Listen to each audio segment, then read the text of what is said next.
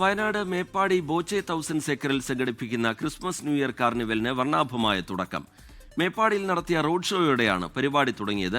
ജനുവരി 4 വരെ വ്യത്യസ്തമായ പരിപാടികളോടെയാണ് കാർണിവൽ നടക്കുക.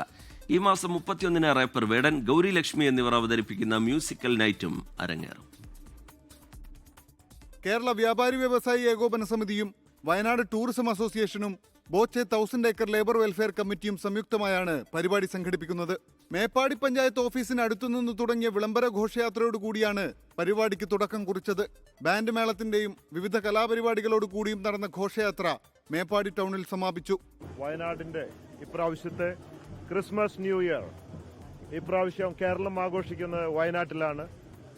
അതിന്റെ വയനാട് കാർണിവൽ ഫെസ്റ്റ് ഇന്നു മുതൽ തുടങ്ങി ജനുവരി 4-ാം തീയതി വരെ എല്ലാ ദിവസവും വ്യത്യസ്ത പരിപാടികളോടുകൂടി മുമ്പോട്ട് പോവുകയാണ്.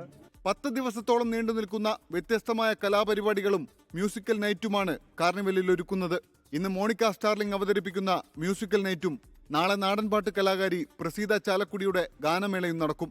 31-ന് നടക്കുന്ന റാപ്പർ വേടൻ, ഗൗരി ലക്ഷ്മി എന്നിവർ അവതരിപ്പിക്കുന്ന സംഗീത വിരുന്നാണ് കാർണിവലിലെ ഏറ്റവും ശ്രദ്ധേയമായ പരിപാടി. രാത്രി പാപ്പാഞ്ഞിയെ കത്തിക്കുന്ന ചടങ്ങും കാണികൾക്ക് ആവേശം പകരും. 24 വയനാട്.